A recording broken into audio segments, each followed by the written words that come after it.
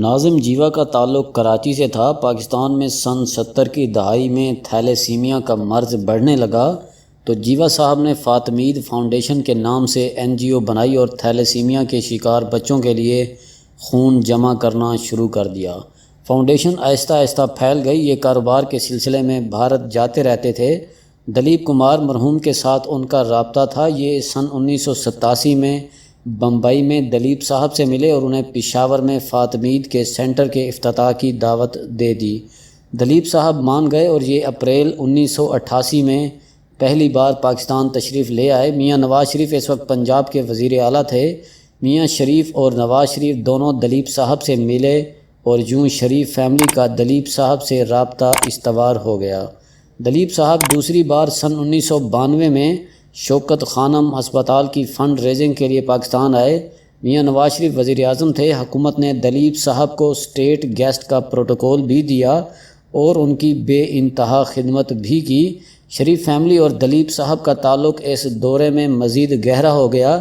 یہ دونوں ایک دوسرے کو فون بھی کرنے لگے اور کارڈز اور خط بھی بھجوانے لگے۔ یہ رابطہ سن 1998 میں دو ملکوں کے درمیان رابطہ بن گیا۔ بھارت نے 11 مئی 1998 اور پاکستان نے 28 مئی 1998 کو بھی ایٹمی دھماکے کیے۔ یہ دونوں ملک ایٹمی طاقت بن گئے۔ میاں نواز شریف دھماکوں کے بعد لندن چلے گئے۔ دلیپ کمار ان سے ملاقات کے لیے لندن آئے۔ شریف فیملی نے انہیں اپنے گھر میں ڈنر کی دعوت دی۔ بیگم کلثوم نے اپنے ہاتھ سے کھانا بنایا اور دلیپ صاحب کو پیش کیا۔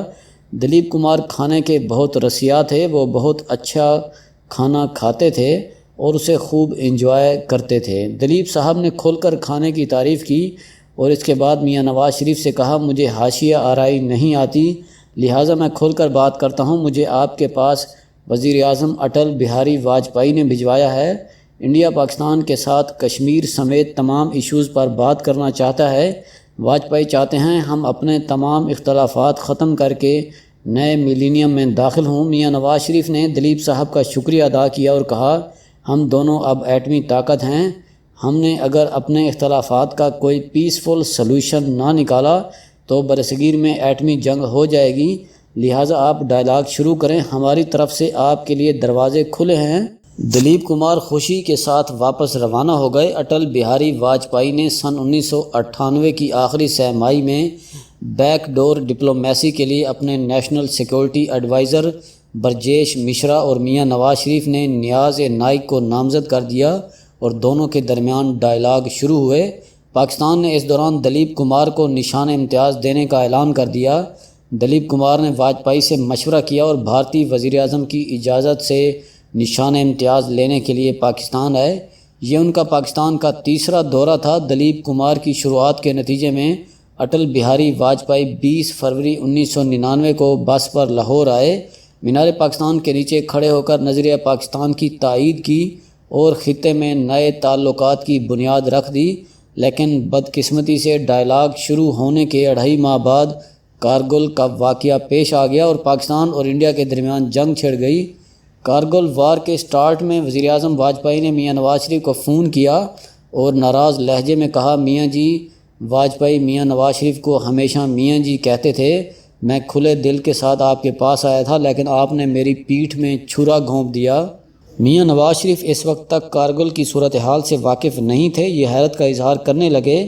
واجپئی نے اس کے بعد کہا، میرے پاس آپ کے ایک دوست بھی بیٹھے ہیں، آپ ان سے بھی بات کر لیجئے۔ اور چند سیکنڈز بعد دوسری طرف سے دلیپ کمار کی آواز آئی اور انہوں نے کہا، میاں صاحب آپ لوگ جب بھی بھارت کے بارے میں کوئی فیصلہ کیا کریں تو یہ ضرور سوچ لیا کریں، یہاں 20 کروڑ مسلمان رہتے ہیں اور آپ کی غلطیوں کا خمیازہ یہ بیچارے ہندوستانی مسلمان بھگتتے ہیں۔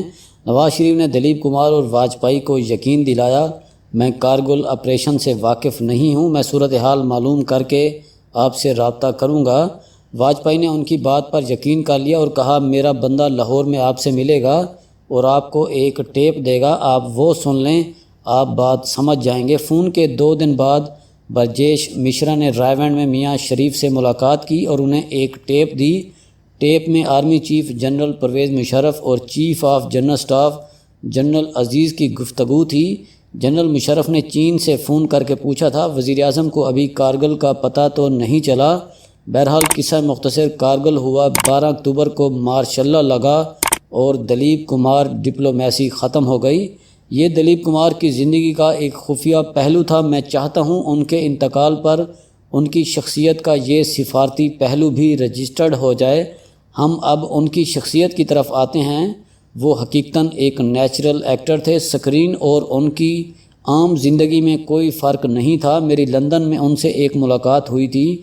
میں نے اس ایک ملاقات میں انہیں انتہائی مہذب، ڈاؤن ٹو ارتھ، وضعدار اور دانشور پایا تھا۔ وہ 6-7 زبانیں جانتے تھے۔ پشتو ان کی مادری زبان تھی۔ ہند کو وہ فرفر بولتے تھے۔ پنجابی زبان کو پنجابی لہجے میں بولتے تھے۔ انہیں لفظ چول اور مہاتڑ تک کا علم تھا۔ ان کی اردو انتہائی شستہ اور رواں تھی، جبکہ انگریزی وہ شیکسپیئر کے سٹائل میں بول سکتے تھے۔ دلیپ صاحب بول چال کے دوران حیرت کا اظہار نہیں کرتے تھے۔ آپ انہیں کچھ بھی سنا دیں، کچھ بھی بتا دیں، وہ ہائے، اف یا ارے نہیں کہتے تھے۔ بڑی سے بڑی بات کو نارمل سمجھ کر سنتے تھے۔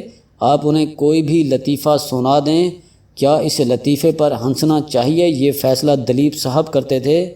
لطیفہ سنانے والا نہیں، ضد کے پکے تھے۔ مغل اعظم کی ریکارڈنگ کے دوران ہندوستان کے مشہور ڈائریکٹر اور مغل اعظم کے پروڈیوسر کے آصف ان کے گھر آنے جانے لگے۔ وہ دلیپ صاحب کے دوست بھی تھے۔ اس آمد و رفت کے دوران کے آصف کا دلیپ صاحب کی سب سے چھوٹی بہن اختر کے ساتھ رابطہ ہو گیا اور اس نے گھر سے بھاگ کر کے آصف سے شادی کر لی۔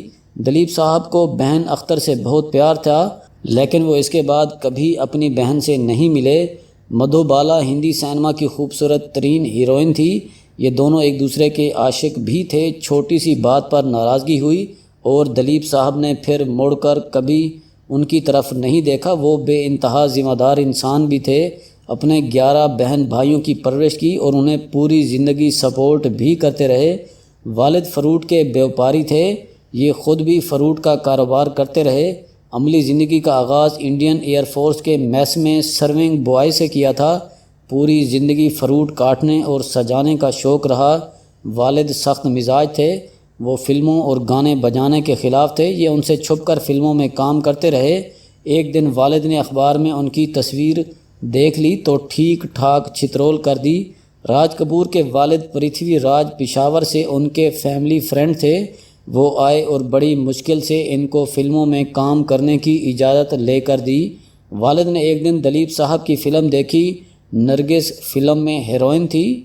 رات کو واپس آئے تو والد نے انہیں کہا، تم مجھے نرگس کے گھر لے چلو، میں تمہاری اس کے ساتھ شادی کرانا چاہتا ہوں۔ دلیپ صاحب نے بڑی مشکل سے انہیں روکا۔ والد کو پشاوری کھانوں کی عادت تھی۔ یہ انہیں خود پشاوری ریستورانوں میں لے کر جاتے تھے اور اپنے ہاتھ سے کھانا کھلاتے تھے۔ والد آخر میں ان سے بہت خوش تھے۔ خاندان اور سائرہ بانو کے درمیان اختلافات تھے۔ سائرہ ان کے خاندان کے ساتھ نہیں رہنا چاہتی تھیں۔ دلیپ صاحب نے نیا گھر بنایا اور سائرہ بانو کے ساتھ اس میں شفٹ ہو گئے۔ آپ ان کی وفاداری دیکھیں، انہوں نے اپنی فیملی کو نئے گھر میں منتقل نہیں کیا تھا، یہ خود شفٹ ہو گئے تھے۔ واجپئی کے ساتھ ان کا بہت گہرا تعلق تھا۔ امریکہ نے سن 2001 میں بھارت اور پاکستان کے درمیان ڈائلاگ شروع کرانا چاہا تو واجپئی نے دلیپ کمار سے مشورہ کیا۔ اپنا ایک خصوصی ایلچی جدہ میں میاں نواز شریف کے پاس بھجوایا اور پیغام دیا، ہمیں جنرل پرویز مشرف کی طرف سے ڈائلاگ کی پیشکش آئی ہے، آپ اگر اجازت دیں تو ہم پروسیس شروع کر دیں۔ میاں نواز شریف کا جواب تھا، ملکوں کے درمیان تعلقات شخصیات سے بالا تر ہوتے ہیں، آپ ضرور ڈائلاگ شروع کریں۔ آپ دونوں کی وفاداری دیکھیں۔ دلیپ صاحب کو اللہ تعالیٰ نے اداکاری کی بے تحاشا صلاحیت سے نواز رکھا تھا۔ میں نے کسی جگہ پڑھا تھا، دلیپ صاحب دنیا کے ان چند اداکاروں میں شامل ہیں جو ایک ہی وقت میں اپنی ایک آنکھ کو رلا سکتے ہیں اور دوسری آنکھ کو ہنسا سکتے ہیں۔ میں جس مہربان کے ساتھ ملاقات کے لیے ان کے پاس گیا تھا، انہوں نے اٹھتے اٹھتے دلیپ صاحب سے عرض کیا، خان صاحب یہ لڑکا آپ کی آنکھوں کا جادو دیکھنا چاہتا ہے۔ دلیپ صاحب کو یہ فرمائش بری لگی، لیکن اس کے باوجود انہوں نے ہمارا دل رکھنے کے لیے اپنا ہاتھ اپنے آدھے چہرے پر رکھا اور ہماری طرف دیکھنے لگے۔ چند سیکنڈ بعد ان کی ننگی آنکھ میں آنسو تیرنے لگا۔ وہ اس وقت دنیا کی اداس ترین آنکھ تھی۔ انہوں نے اس کے ساتھ ہی اپنا ہاتھ دوسری آنکھ سے اٹھا دیا۔ وہ آنکھ ہنس رہی تھی۔ ہمارا اوپر کا سانس اوپر اور نیچے کا نیچے رہ گیا۔ یہ تھے دلیپ کمار، دنیا کے one and only Dilip Kumar. Dilip صاحب دنیا کے ان چند لوگوں میں شامل تھے جن کے جانے کے بعد خلا بھی خود کو خالی محسوس کر رہا ہے، اور یہ ہمیشہ کرتا رہے گا۔